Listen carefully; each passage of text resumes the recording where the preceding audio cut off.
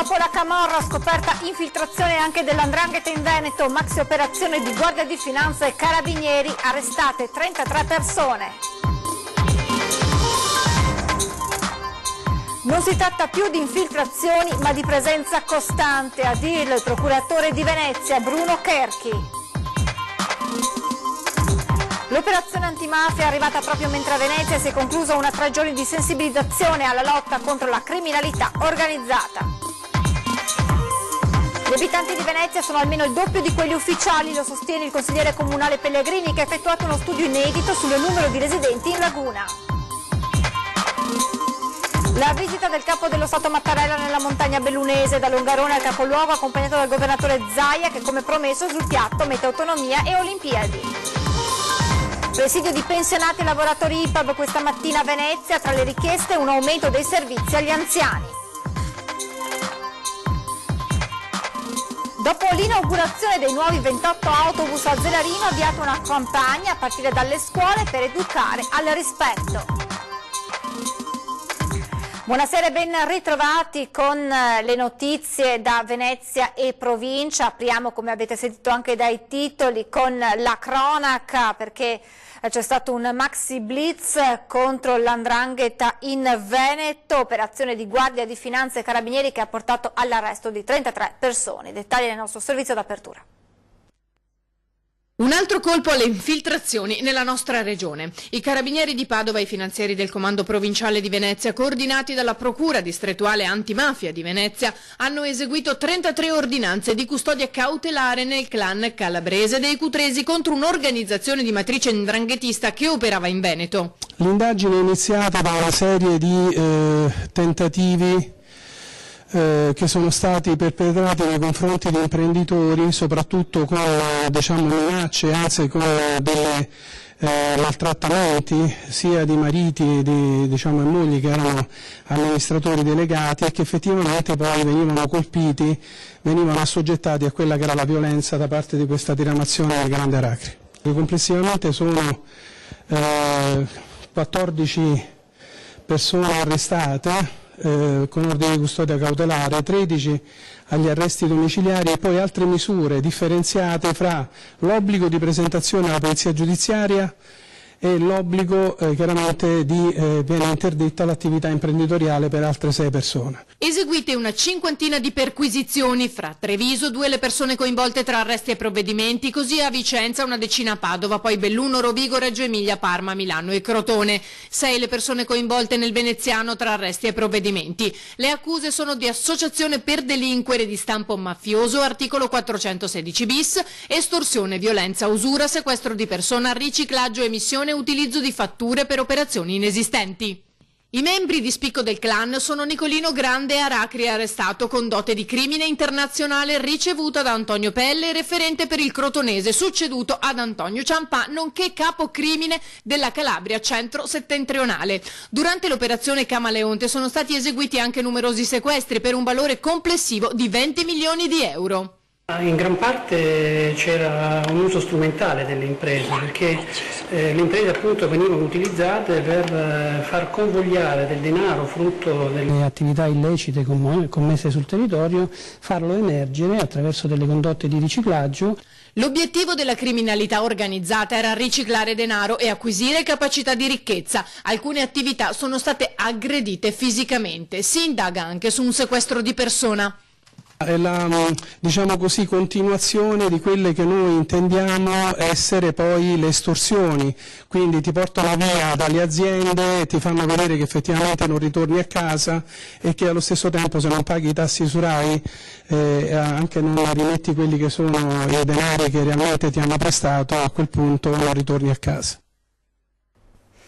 Presente alla conferenza stampa anche il procuratore di Venezia Bruno Cherchi, che ha detto non si tratta più di infiltrazioni ma di una presenza costante.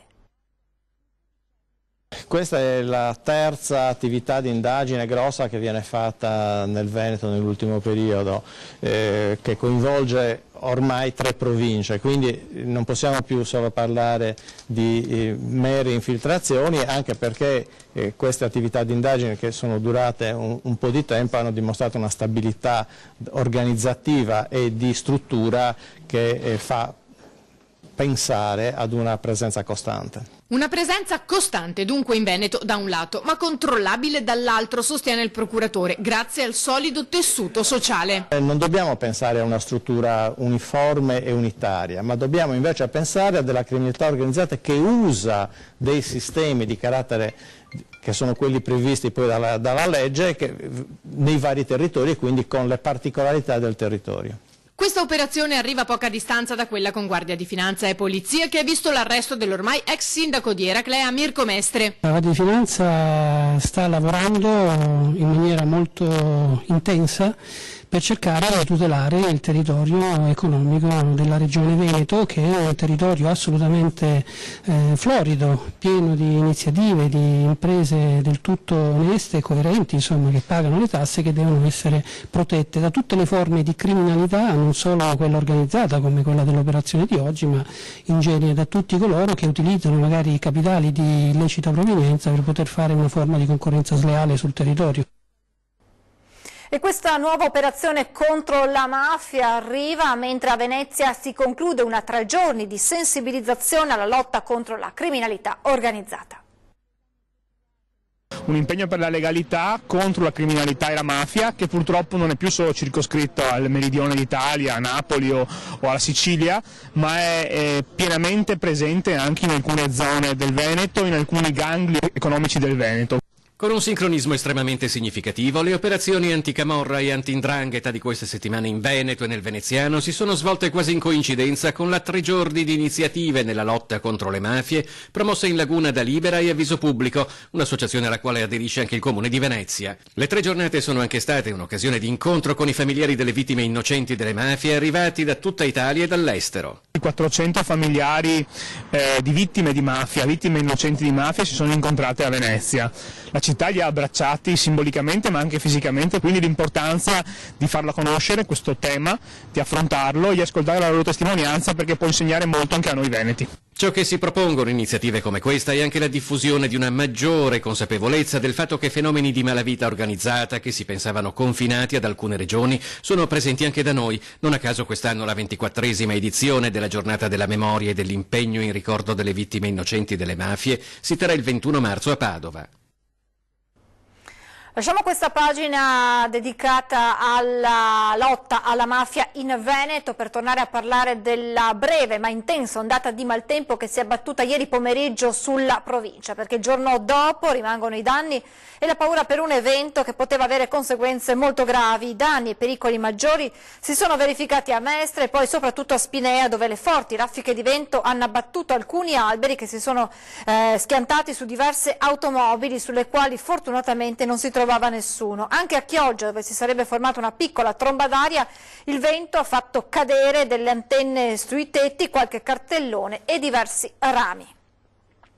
Gli abitanti effettivi di Venezia sono almeno il doppio di quelli ufficiali, lo sostiene il consigliere comunale Paolo Pellegrini, che ha effettuato uno studio inedito nei risultati e nelle modalità sul numero appunto dei residenti in Laguna.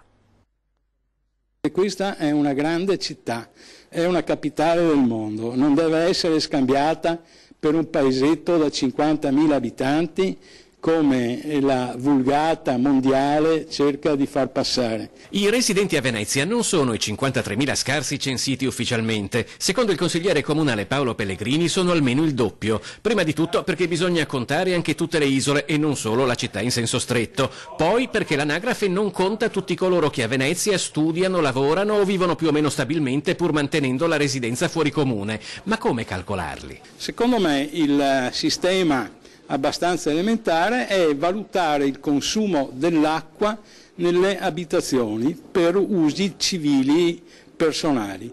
In base a questi due dati e al consumo che la letteratura stima di consumo individuale di acqua, il numero di abitanti che individuiamo supera i 100.000. Da questo primo dato, che oscilla tra i 102.000 e i 109.000 abitanti, bisogna sottrarre i turisti che alloggiano in strutture complementari registrate come utenza domestica o seconda casa. Secondo l'annuario del turismo 2018, 7.883 persone al giorno. Ne si sono voluti contare i circa 30.000 pendolari che arrivano quotidianamente a Venezia. Il risultato finale è tra i quasi 94.000 e i 101.000 abitanti. Non un dato scientifico, ma comunque, secondo Pellegrini, indicativo di una realtà diversa da quella conosciuta. Abbiamo un odioso cartello del farmacista, che è una delle immagini più trasmesse dalle televisioni di tutto il mondo, che ritengono nella loro ingenuità che Venezia abbia 50.000 abitanti. Venezia ha 50.000 abitanti nell'isola stricto sensu per quello che riguarda l'iscrizione all'anagrafe, ma non per quello che riguarda chi di questa città si gode e vive. Lasciamo per un attimo la provincia di Venezia, ci spostiamo nel Bellunese, dove questa mattina è arrivato il Presidente della Repubblica Sergio Mattarella a visitare le montagne devastate dal maltempo di fine ottobre, dal Longarone al capoluogo, accompagnato dal governatore Zaia, che come promesso ha messo sul piatto l'autonomia e le Olimpiadi. Un suo conterraneo nel 1949, Don Sturzo, diceva: sono unitario ma federalista impenitente. Grazie.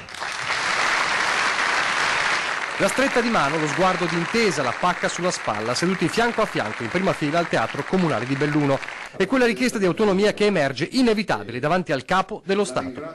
Sergio Mattarella visita la montagna e lo fa accompagnato in ogni passo dal governatore del Veneto Luca Zaia, fin da subito in elicottero a sorvolare Longarone e quel Vaillant che ancora grida giustizia, passando per le tante troppe lapidi dei morti di un 9 ottobre indimenticabile, quello del 1963, per arrivare all'ottobre più vicino, la montagna devastata che scorre nelle immagini in teatro. Io sono molto legato a questa provincia, alle sue montagne, che ho frequentato di continuo durante la mia ormai lunga vita.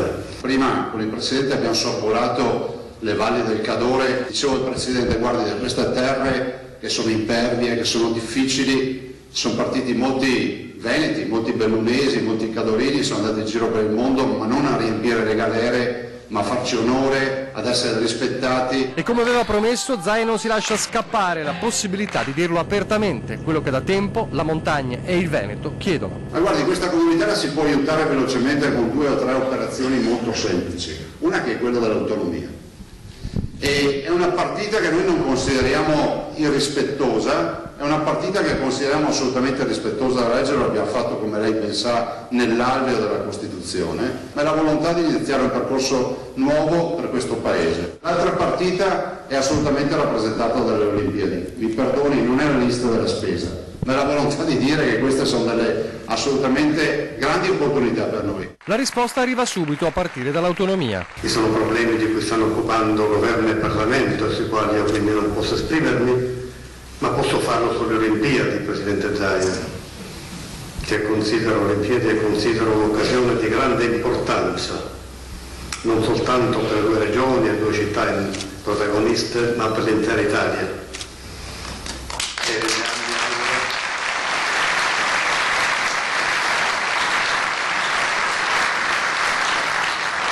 Le assicuro tutto il sostegno e l'appoggio possibile. Autonomia dribblata, ma secondo Zaia non troppo. Non mi aspettavo nulla di più rispetto all'autonomia, visto e considerato che è una materia dove la minima dichiarazione rischia di essere vissuta come un'ingerenza.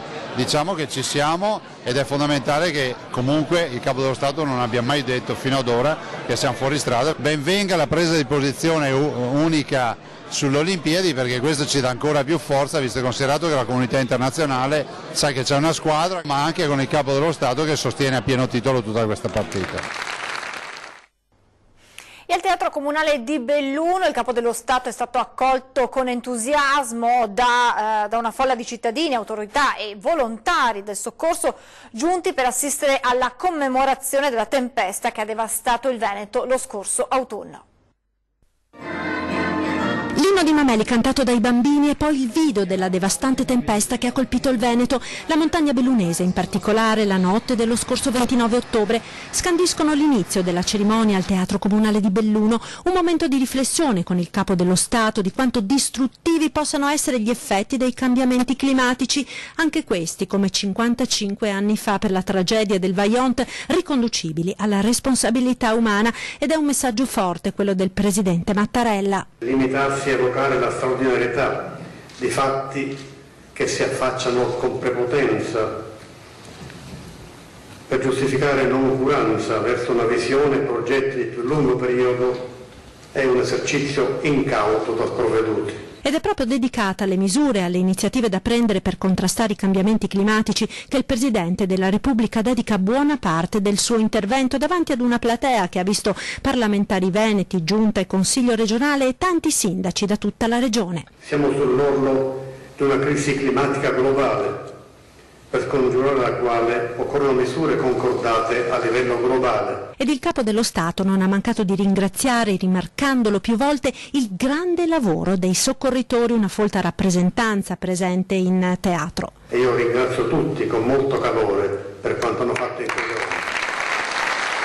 Parole accolte con entusiasmo dai primi cittadini. L'impegno anche a continuare invece in un solco diverso da quello dello sfruttamento del territorio di una volta e lo sfruttamento irresponsabile, credo che sia stato assolutamente importante. E altrettanto importante è stata la vicinanza del Capo dello Stato a tutti noi sindaci e a tutti i volontari che hanno lavorato in questo periodo. Credo che la vicinanza dello Stato sia essenziale, pertanto un abbraccio al Presidente, che è stato anche bravissimo col suo modo di fare molto moderato, ha messo però le parole giuste al posto giusto. La cerimonia si è conclusa con l'allegria contagiosa dei ragazzi di Belluno Alza la Voce e la loro canzone scritta per raccogliere fondi da destinare alle popolazioni colpite dall'alluvione.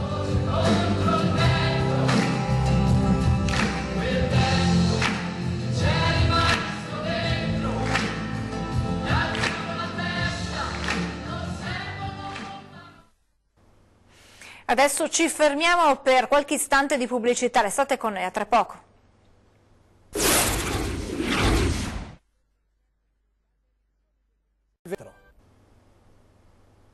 Di nuovo in diretta per parlare del presidio di pensionati e lavoratori IPAB questa mattina a Venezia, tra le richieste quella di un aumento dei servizi rivolti agli anziani. Una richiesta di accelerazione della riforma degli IPAB è stata al centro di un presidio davanti a Palazzo Balbi da parte dei lavoratori degli istituti pubblici di assistenza e beneficenza del Veneto assieme a gruppi di pensionati e rappresentanti sindacali. È un cambiamento questa giunta, un cambiamento che passa da una riforma veloce, rapida, condivisa delle IPAB che salvaguardi un sistema di eccellenza mettendo al centro la qualità dell'assistenza ai pensionati, ai cittadini e la qualità del lavoro. Da troppi anni i lavoratori delle IPAB garantiscono diritti fondamentali nell'assistenza e nella cura delle persone senza avere una prospettiva concreta di una salvaguardia non solo del loro posto di lavoro ma di un'eccellenza del nostro sistema pubblico. I nodi da affrontare sono molti e proprio partendo dalla riforma, sostengono i sindacati, si tratta di ridefinire il ruolo delle 110 IPAB del Veneto, anche a fronte di un progressivo invecchiamento della popolazione che comporta una maggiore domanda e pluralità di servizi. Chiediamo che una quota parte delle risorse del sistema sanitario venga destinata per le persone anziane non autosufficienti. In Veneto gli anziani rappresentano ormai il 23% della popolazione, c'è un invecchiamento ormai che è positivo perché è un segno di civiltà, ma bisogna avere cura di come questi anziani vivono la loro vecchiaia. Ieri vi abbiamo mostrato le immagini dei 28 nuovi autobus presentati a Zelarino, ebbene in contemporanea è stata avviata una campagna per rispettarli. Questo è un bene pubblico, lo dico a tutti, quelli che lo usano sicuramente in prima in generale, e questi beni vanno tutelati più della cosa propria, per cui dobbiamo raccontare soprattutto ai bambini, ai ragazzi eccetera, che sono per loro, perché vanno a scuola, perché vanno in giro, gli anziani eccetera, però devono trattarli meglio delle cose loro, per cui bisogna, lato vandalico neanche sognarselo, ma anche l'utilizzo stesso, le scarpe sui sedili, queste cose qua, chiedo semplicemente di comprendere che sono il frutto di grande fatica. Anche per questo è stata avviata una campagna volta a far rispettare i nuovi mezzi di trasporto pubblico della terraferma. Spesso c'è la convinzione che le cose pubbliche non sono di nessuno, in realtà sono di tutti quanti noi ed è bene acquisire questa consapevolezza. Da qui il nome del concorso, Sono stato io, nella doppia accezione del termine che dice sono stato io a rispettare il mezzo pubblico, ma sono anche io lo Stato e quindi il mezzo pubblico, la pensilina, la stazione di tutti quanti noi. Bisogna partire dall'inizio, quindi fargli capire che per esempio si appoggiano i piedi sul sedile dell'autobus, prima parlavo con il sindaco, magari uno sta cercando un posto di lavoro, si siede e va a trovare un posto di lavoro con un vestito macchiato e magari perde il lavoro, quindi i ragazzi devono capire che il loro gesto può danneggiare la collettività o, come nell'esempio che ho fatto adesso io, danneggiare le persone che viaggiano. È un'iniziativa lodevole, importante, anche perché coinvolge le scuole, anzi faccio un appello a tutti i presidi dietro le scuole di poter partecipare a questa cosa. In palio ci sono anche dei premi. Chi partecipa a questo concorso può vincere dei premi in un libro del valore di 500, 350 o 250 euro, oltre che una mountain bike. Inoltre le scuole in cui ci sono due premi si aggiudicano anche un notebook. Per partecipare bisogna andare sul sito www.sonostatoio.com. Parliamo adesso del piccolo Joe che è stato ospite dei Veneti Schiacciati e si è festeggiato anche un compleanno speciale. 205.000 euro, più della metà della cifra necessaria a sostenere l'operazione in Florida per permettere al piccolo Joe di correre e camminare come i suoi coetanei. Un traguardo che mamma Erika ci ha comunicato al telefono con una commozione infinita, felice e incredula, ma ancora più forte, perché si è resa conto di non essere sola, di lottare accanto a tante persone che la stanno sostenendo. Siete tutti voi telespettatori che affiancate il nostro gruppo Media Nord-Est in questa gara di solidarietà per Giovanni e la sua famiglia.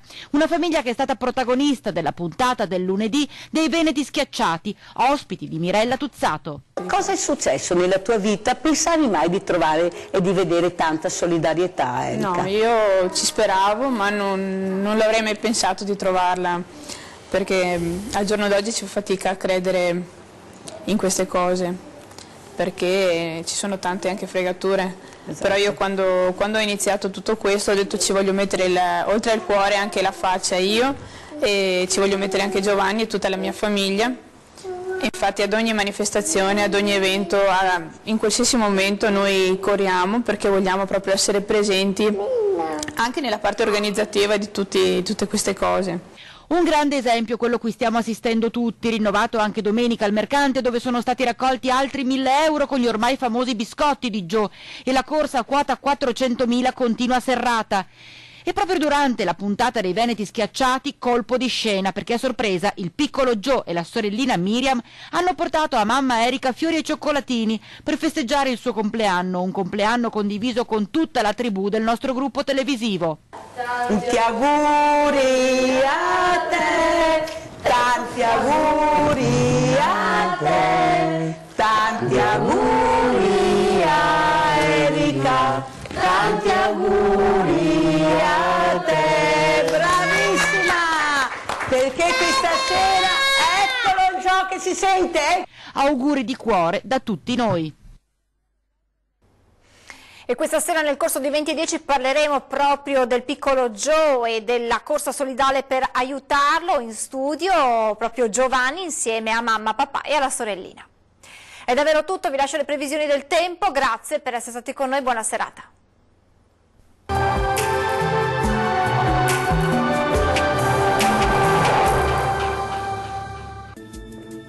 Ben ritrovati al meteo. L'alta pressione regalerà alle nostre regioni ancora una giornata soleggiata, ma con qualche occasionale disturbo. Vediamo la situazione nel dettaglio.